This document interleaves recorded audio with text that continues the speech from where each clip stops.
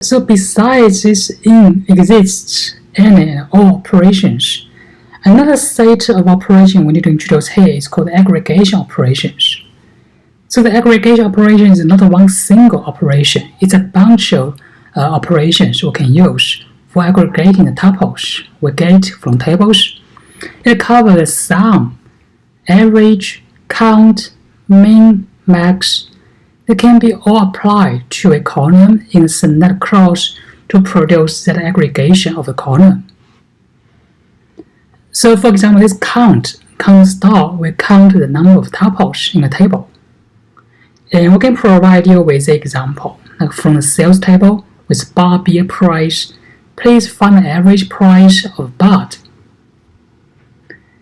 Before, if we don't use these aggregation operations, it is very hard to do this query, right? Because we don't know how to calculate the average price. If we can use these aggregation operations, we can do this query very easily. We can do so by select AVG denoting average, which is a keyword in SQL, average on some price, average on some attributes, is a price, from sales table where the beer equals to bud. So with this query, we can calculate the average price from the sales table on the bud beers. So this average price will calculate the average price automatically. So this aggregation operation will also follow the back semantics. In other words, it only eliminates duplications. And sometimes when we want to ensure this aggregation operation will eliminate duplicates, if so, then we can use these distinct keywords we used before. So we can do so by using distinct inside the aggregation. It will cause duplicates to be eliminated before the aggregation. We also have an example, like we want to find a number of different prices charged for the bud. Before, we just select the average price right in the previous page. However, here we want to find the number of different prices charged for the bud. We're going to do that by using this count, this aggregation operation. Count on price. However, here we want to find the different prices, right? In other words, for the same price, it will appear only once, right? So we can do so by select count parentheses distinct price. This is the attribute name, right? This distinct is a keyword. It counts the appearance of different prices from the sales table where the beer equals to bud.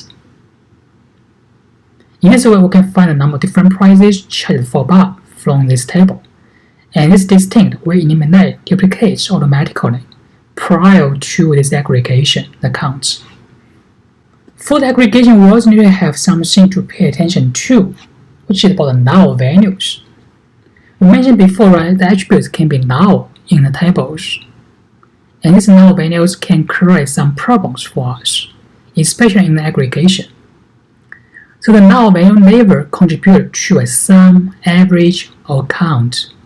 And they can also never be the minimum or maximum of a column. In other words, this aggregation operation will ignore these null values in the aggregation. So if there are no non-null values in a column, then the result of this aggregation is null as well. So this null can create some problems. We show you with an example. Let's see, we have two queries. The first one is select count star from sales table where beer equals to bud. The semantics meaning is very easy to understand, right? It counts how many times this bud appears in the sales table. It's one way, right, to do this counting of this bud appearance in the sales table.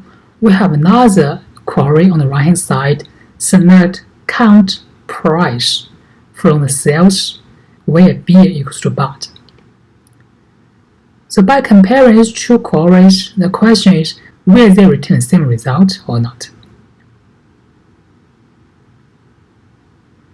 The answer is no, probably, right?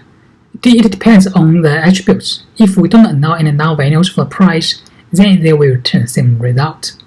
However, if the price came in null, then the result will be very different. So to answer this question, we need to know the semantic meanings for these two queries. The first query on the left-hand side denotes the number of bars that sell about in the sales table. How many number of bars are there that sells about? However, for the query on the right-hand side, it actually denotes the number of bars that sell about at a known price. Right? If there is some records with the price is null, then it will be not contribute to this count right here. However, it will contribute to the count here. In other words, if we have some data tuples with null price, then these two queries will return different results. Right? So please pay attention to the null in the aggregation operations.